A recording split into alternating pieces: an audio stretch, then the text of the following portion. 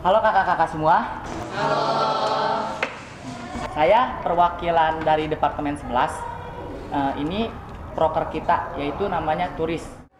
Jadi Turis itu semacam podcast bersama kakak-kakak yang dari sekolah lain. Oke, sebelumnya saya akan memperkenalkan diri. Perkenalkan, nama saya Haikal Fadli Mirwan. Boleh kakak, namanya siapa? Perkenalkan, nama saya Muhammad Fatir Sugiri. Dari sekolah mana? Dari SMA Negeri 5 Kota Bogor sebagai Ketua Umum OSIS. Oh, Semanli. Oh ya, salam kenal ya kak. Iya, salam kenal juga. Perkenalkan, namaku Fadira Pinanggraini dari SMA Konita. Salam kenal kak. Oke, perkenalkan nama aku Ratna Dila, selaku Ketua OSIS dari SMA Negeri 1 Ciamas. Salam kenal kak. Oke, salam kenal juga. Aku kenal Iya, juga. boleh. Kenalan lagi. Nama aku Gania Rasya sebagai Ketua Umum OSIS di SMA Negeri 1 Dramaga. Halo, udah kenal kak? Ya. Iya. Oke, perkenalkan, nama aku Muhammad Mari Maulana selaku Ketua OSIS dari SMA Negeri 1 Cibungur. Salam kenal kak. Ya, Oke, perkenalkan nama saya Kautsar Haleka Zafi selaku Ketua Umum OSIS di SMA Negeri 1 Ciampea. Salam kenal kak. Ya, Oh, salam di sini kenal jadi juga. semuanya orang-orang hebat ya dari ketua OSIS umum masing-masing. Iya. Jadi di sini aku bakal tanya-tanya soal organisasi OSIS di sekolah kalian masing-masing. Ya, sebelumnya kalian haus gak nih? Apa? Kita harus coba ya aus sih sebenarnya. Kalau dikasih Keras. minum mah kita terima aja Dapat sebenarnya. minum nggak? Hah? Mau minum apa? Aduh, jadi enak. Pasti. Biasanya kan Starbucks. orang Indonesia kan sukanya teh ya. Kalau teh aja gimana? Iya, boleh deh. Oke. Boleh. Menerima aja. Oke, boleh diminum dulu. Kan capek kan dari lantai 3 turun ke sini. minum ya. Iya, diminum aja, diminum.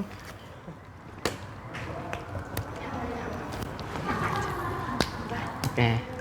Udah nih, boleh aku tanya-tanya nih? Boleh. Boleh? Oke. Aku tanya-tanya ya. Yang pertama aku bakal nanya-nanya tentang struktur organisasi OSIS kalian tuh di sekolah masing-masing tuh gimana sih? Oke, boleh. Mau dimulai dari mana dulu nih?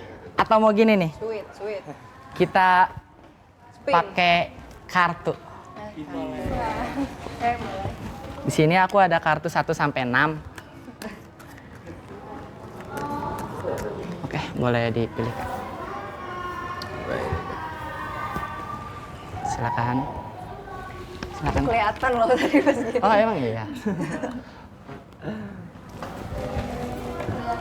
Kelihatan. Acak lagi. Dikasih gitu sih, bukan aku yang milih. Oke. Oke, boleh dibuka? Ayo, silakan dibuka. Oke, siapa nih yang dapat pertama nih? Oke. Terakhir. Oke, dari kakak. Ayo silakan. Jadi mungkin di SMA Negeri 1 Ciampea itu dari dulu itu memang memiliki struktur organisasi yang dari ketuanya dulu mungkin ya. Iya. Jadi ketuanya itu kita sama mungkin kayak SMA 1 Dramaga memiliki 3 ketua. Iya. Jadi ketua umum, ketua 1, ketua 2. Terus sekretarisnya juga ada 3. Sekretaris 1, 2, dan 3. Oh, ada 3 ya? 3. Terus bendaharanya juga sama, bendahara Ada 1, 3. 2, 3. Nah, jadi total kalau biasanya kan disebut BPH ya. Iya, BPH. Kalau kita itu BPI. Oh, BPI. Iya, Badan Pengurus Inti. Badan Pengurus Inti. Jadi totalnya itu ada 9 orang BPI. 9 orang BPI. Terus kita itu ada 10 sekbid. 10 sekbid. 10 sekbid. Jadi di sekbid itu tuh karena di angkatan kita juga kemarin itu kita biasanya di angkatan kemarin itu terlalu banyak perempuan. Terlalu banyak perempuan. Jadi kita mungkin di tahun ini juga pengen anak laki-laki juga. Anak laki-laki. Iya, anak laki-laki dibutuhkan juga Iya, kan. benar. Biasa dalam event juga tenaganya gitu. Iya, mungkin benar. kan. Beda kan tenaga. Iya, beda tenaganya. Terus untuk strukturnya sendiri kita kan ketua ini dibagi jadi 3 ya. Iya, dibagi jadi 3. Nah, di sini juga saya pengennya itu untuk ketua itu nggak ada yang dibeda-bedain juga maksudnya. Jadi untuk Sama rata lah ya. rata. Mungkin untuk namanya saja ketua umum, ketua 1, ketua 2 gitu. Nah, untuk saya sendiri sih membagi buat 3 ketua itu. Jadi untuk sekbid 1, 2, dan 3 itu dipegang oleh teman saya Muhammad Fatah Nabani, Iya. ketua 1. Terus untuk sekbid 4, 5, 6, 7 itu dipegang oleh saya sendiri. Iya. Sekbid 8, 9, 10 dipegang oleh ketua 2-nya. Jadi gitu. Oke, mungkin cukup kali ya. Oke, makasih ya Kak atas sharing-sharing strukturnya. Silakan yang bagian kedua. Oke. Nah, mungkin untuk BPI-nya dulu aja kali ya. Oh, BPI Ya, juga BPI sama. sama. Nah, untuk BPI-nya itu benar-benar dipilih kayak ada penyalonan gitu. Nah, jadi itu tuh udah berpasang-pasangan. Iya. Jadi kayak ada paslon 1, paslon 2, sama paslon 3. Tapi yang ngedaftar itu gak cuma 3 paslon, Iya. lebih dari 3. Nah, itu tuh banyak banget seleksi-seleksi yang udah dilewatin. Kayak seleksi PBB, seleksi debat, seleksi semacamnya lah. Nah, akhirnya baru diumumin, akhirnya yang lolos itu 3 paslon. Dan itu tuh bakal orasi, lalu ada pemilihan. Mungkin sama kayak SMA Negeri 1 Ciamas. Nah, abis itu kalau paslon yang menang otomatis jadi ketua dan wakil ketua OSIS. Iya. Nah, selebihnya itu bisa didiskusin lagi kayak paslon yang kalah gitu atau Iya. paslon yang belum beruntung itu bisa didiskusiin mau jadi sekretaris atau bendahara. Nah, untuk bawahnya itu kan sekbid ya. Iya. Kalau di sekolah saya atau seksi bidang itu tuh ada 10. Di setiap seksi bidang tentunya ada koordinator. Nah, biasanya koordinator ini dari kelas 11. Gitu. Nah, untuk anggota per seksi bidang itu kebanyakan ada 4, tapi ini tuh tergantung kayak kesibukannya sih. Kalau kayak jasmani atau rohani kan bisa dibilang sedikit gitu ya profilnya. Iya, jadi benar. ada yang 3, ada yang 4 gitu sih. Jadi di sekolah kakak nggak ada kayak ketua 1, kedua, Nggak ada. ketua 2 ya? Oh gitu. Oke, makasih ya kak Oke. atas sharing-sharingnya. Silakan yang ketiga. Mungkin nggak akan jauh beda juga, tapi boleh saya sedikit jelaskan. Yang pertama tentunya ada dari pengurus harian, mungkin dari yang lainnya BPH ya, tapi kita tetap nyebutnya pengurus harian aja. Itu dimulai dari ketua umum, ketua 1 dan ketua 2, hampir sama. Juga kita memiliki 2 sekretaris, 2 bendahara, dan 10 sekretariat bidang, yang dimana di setiap sekbid itu memiliki koordinator dan juga sekretarisnya. Lalu juga saya sendiri itu membagi dari ketiga ketua OSIS tersebut, di mana saya sendiri akan bertugas untuk mengurusi eksternal apabila ada undangan semacam sharing OSIS ini, dan juga hal-hal yang berkaitan dengan pihak eksternal itu saya yang mengurusi, dan ketua 1 dan ketua 2 mengurusi sekbid 1 hingga sekbid 10. Lalu juga kenapa saya dalam setiap sekbid itu ada sekretarisnya, karena supaya proposal-proposal yang program kerja yang ada dalam sekbid tersebut dapat direncanakan terlebih dahulu oleh sekretaris yang ada di sekbid tersebut, dan nanti akan dialokasikan seluruh isi atau apapun itu ke sekretaris umum atau wakil sekretarisnya, seperti itu. Oke, terima kasih ya kak, sangat Sama-sama. bagus banget. Selanjutnya. Struktural di OSIS SMA Negeri 1 Ciamas, yang pertama diawali oleh kepala sekolah, di bawahnya ada pembina OSIS. Di badan pengurus harian terdapat ketua dan wakil ketua OSIS, di mana pencalonan itu udah sepasang-sepasang, jadinya nggak ada ketua 1, 2 maupun ketua umum. Kita punya 2 sekretaris, ada sekretaris internal dan sekretaris eksternal, bendahara internal dan bendahara eksternal. Dan selain dari BPH, kita punya 10 departemen dan juga 2 biro. Gitu. Mungkin kalau misalkan di sekolah lain hanya ada departemen aja, kalau di sekolah kita ada biro, dan di setiap departemen dan biro ada kepalanya yang disebut kadep dan kabiro. Kayak gitu sih kalau untuk struktur. Aku penasaran nih, biro itu apa kak kepanjangannya? Gak ada kepanjangannya. Oh, nggak ada kepanjangannya? Iya, emang biro namanya. Oh, emang biro. Iya, biro itu sub dari departemen. Kalau misalkan setiap departemen udah punya tupoksi terhadap tugasnya masing-masing, misalnya kewirausahaan, ya tupoksinya ya gak jauh-jauh dari danusan gitu ya. Tapi kalau biro ini kita buat karena melihat kebutuhan saat ini. Biro internal untuk mengurus keinternalan kita sebagai bimbingan konseling. Jadi konsultasi. Jadi ketika anggota jenuh maupun BPH jenuh, BPH juga pasti punya kejenuhan. Iya, benar. Dan kejenuhan itu bisa diceritakan kepada biro internal gitu. Mungkin untuk kegiatan healing gitu ya, healing di akhir periode itu adalah program dari biro internal. Lalu untuk biro eksternal, karena semakin sekarang tuh banyak forum dari luar nih, ada forum Jawa Barat, forum adalah siswa, forum komunikasi Kabupaten Bogor, dan kegiatan-kegiatan eksternal yang mungkin banyak banget buat anak SMA. Nah, kegiatan tersebut informasi-informasi yang disalurkan itu melalui biro eksternal ini. Jadi tupoksi dari dia itu adalah menyalurkan anak-anak internal dari OSIS MPK ini. Jadi nggak cuma berkembang dalam internal aja, biar bisa ke eksternal juga gitu. Makanya kita butuh suatu biro eksternal ini gitu buat menyalurkan kita ke eksternal juga, menghubungkan kita dengan pihak-pihak luar kayak gitu. Keren banget sih. Unik. Makasih. Ya. Makasih ya Kak atas sharingnya. Iya. Selanjutnya boleh? Boleh Kak. Ya. Struktur ya beda sama mungkin ada yang tadi udah berpasang-pasangan ya. Sebenarnya kalau di Semanida itu sendiri kan pasti banyak ya yang akan mengajukan diri gitu, apalagi dari OSISnya sendiri yang kayak mau jadi ketua OSIS atau mau jadi ketua MPK dan lain-lain, dan itu pastinya ngelewatin berbagai sidang dan lain-lain gitu. Dan akan terakhirnya itu si 3 kandidat yang kepilih ini orasi di lapangan. Dan setelah orasi nanti baru tuh yang pertanyaan-pertanyaan dari siswa-siswi Semanidanya.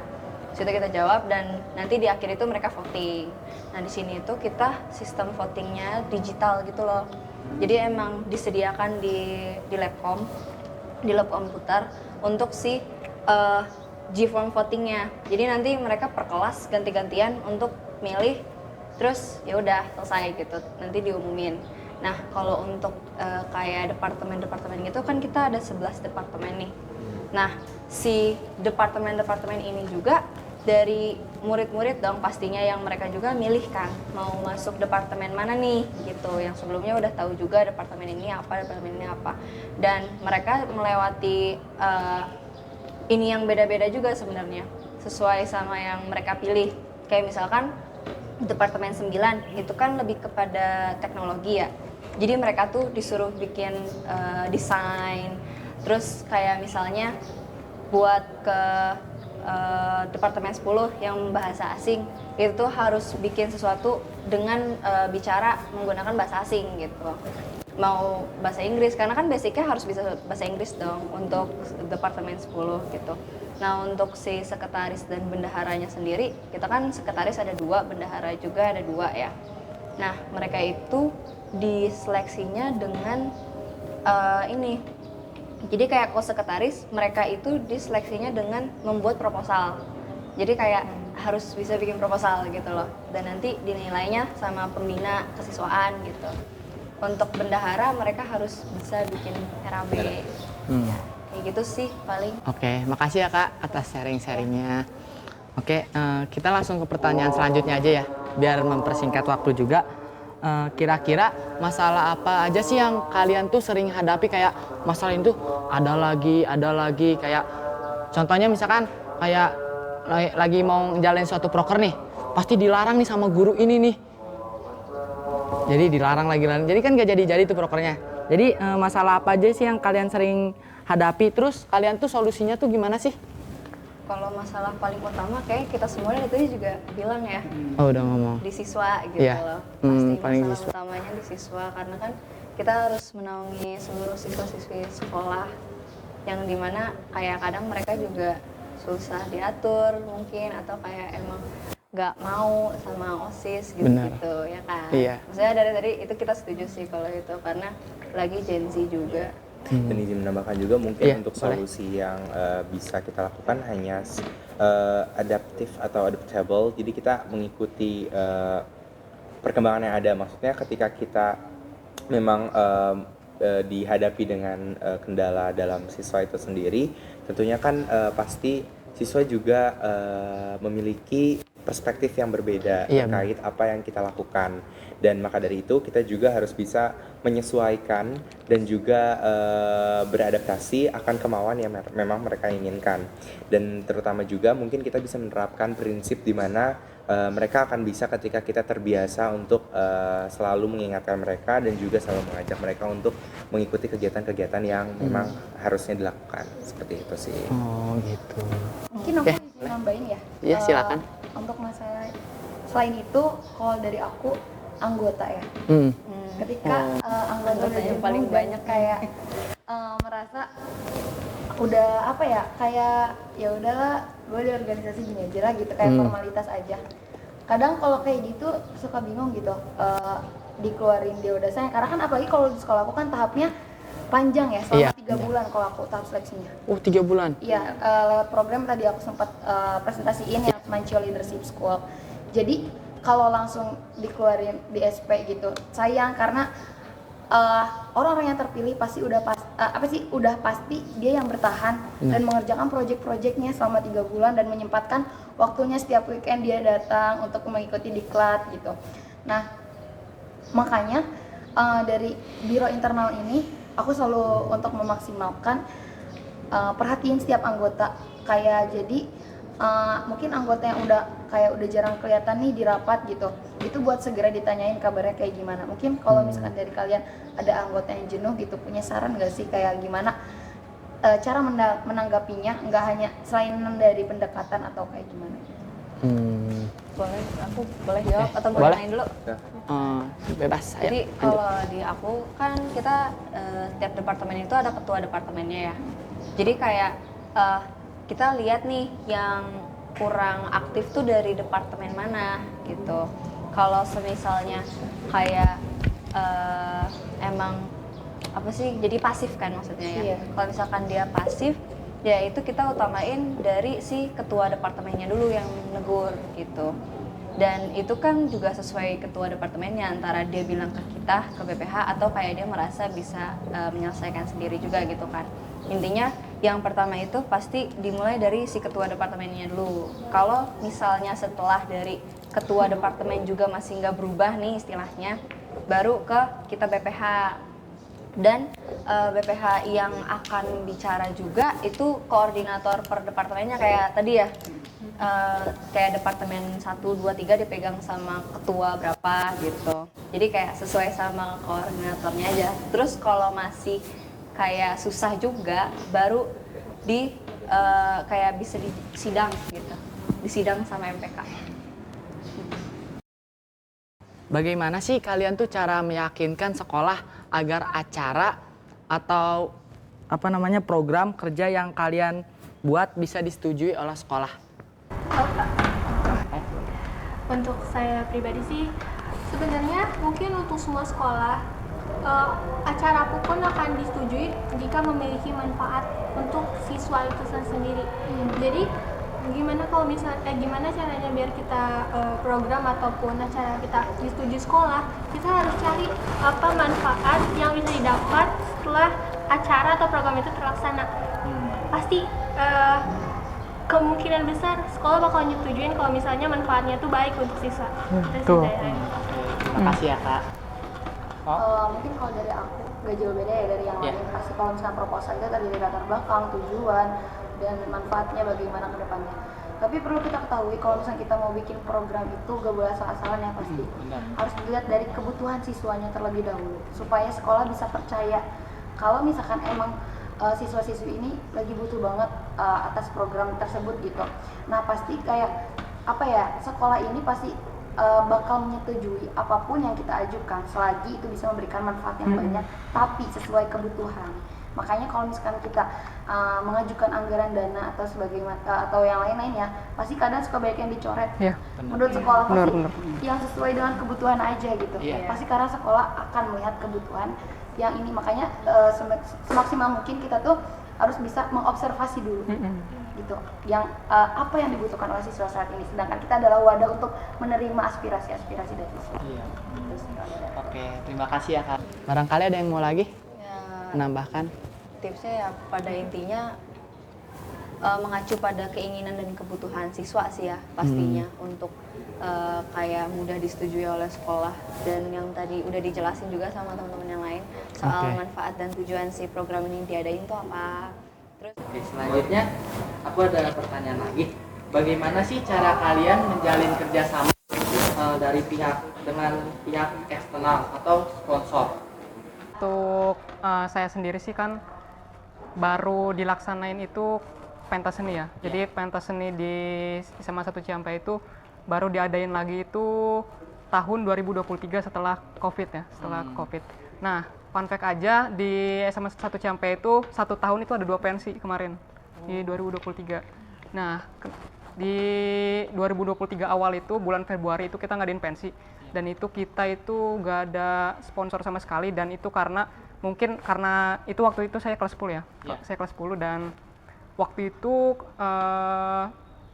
saya kurang tahu kenapa kendalanya, karena memang waktu itu saya langsung belum tahu kayak gimana informasi tentang sponsor gitu ya. Nah, barulah di bulan November kemarin saya kan ngadain pensi itu seperti apa gitu. Nah, untuk pendekatan seperti sponsornya sendiri, pertama mungkin yang pasti kita harus punya kenalan dulu ya. Iya, benar. Yang pasti Orang istilahnya orang dalam lah Iya, gitu. benar. Itu juga penting banget gitu mungkin. Iya. Nah, untuk pendekatannya sendiri mungkin kalau misalnya kita punya orang dalam atau seperti itu gitu, itu komunikasinya antara kita, istilahnya kita pihak ketiga lah gitu. Iya. Antara ke pihak yang mendekati dan pihak sponsornya gitu. Kalau misalnya kita mendekati sponsornya, kalau misalnya kita itu tidak ada tujuan ataupun tema ataupun benefit mungkin bagi sponsornya, susah gitu untuk dari kitanya gitu. Mungkin dari saya, karena kemarin itu pas pentas ini itu cuman dapat 1 atau 2 sponsor, kalau nggak salah 1 atau 2 sponsor itu, dan mungkin itu sih yang menjadi bahan evaluasi juga, karena memang itu baru ada di angkatan saya, dan saya juga belum tahu bagaimana periode-periode sebelumnya itu mendapatkan sponsor sih, gitu sih. Jadi first time ya. First time. Oke, boleh. Mungkin cara pendekatannya sama kayak tadi, relasi atau orang ketiga. Nah, yang menghubungkan dengan pihak sekolah sama pihak sponsor. Nah, mungkin pendekatannya seperti itu juga kurang lebih. Makasih ya, Kak. Nyari sponsor sendiri sih menurut aku paling penting di benefit ke sponsornya ya, karena pastinya mereka mau istilahnya mensponsori kita juga untuk mendapatkan benefitnya kan. Jadi yang paling penting kayak yang tadi dibilang juga, si proposalnya tuh harus menarik, kayak menariknya tuh harus menarik banget lah gitu. Kayak si acaranya nih apa sih gitu, sebagus apa, dan benefit apa yang kita dapat gitu. Jadi banyak sebenarnya kalau dari sponsor, apalagi kayak maksudnya OSIS juga bukan hanya dari sponsor kan ya, pendanaannya pasti ada danusannya juga, ada dari uang kasnya juga, itu sih. Terima kasih ya, Kak. Oke, sebenarnya pertanyaannya udah beres. Mau pulang nih. Oke, jadi kan mungkin pertanyaan saya tadi kurang lebih ada 5 ya. Terima kasih semuanya udah menjawab pertanyaan-pertanyaan dari saya, mungkin dari Departemen 11 juga. Oke, apa lagi ya? Ya, intinya makasih juga udah mau datang di podcast ini, atau kita sebutnya turis. Terus singkatannya apa tuh? Tutor room.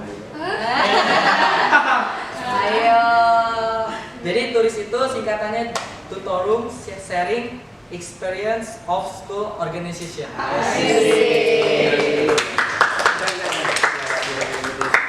Oke, mungkin kakak-kakaknya juga mungkin masih ada jadwal ya. Oke. Jadi mungkin saya yang bener dong penutupannya. mungkin saya tutup aja kali ya. Sekali lagi saya dari Departemen 11, dari OSIS juga, terima kasih banyak udah mau hadir di Semanida, udah mau bertamu di Semanida, udah mau datang ke podcast ini juga. Mohon maaf bila saya ada salah kata, mohon maaf bila saya ada salah omongan, mohon maaf juga bila saya ada kesalahan, karena manusia itu tidak luput dengan kesalahan. Luput ya. Oke, mungkin saya tutup dengan mengucapkan alhamdulillah.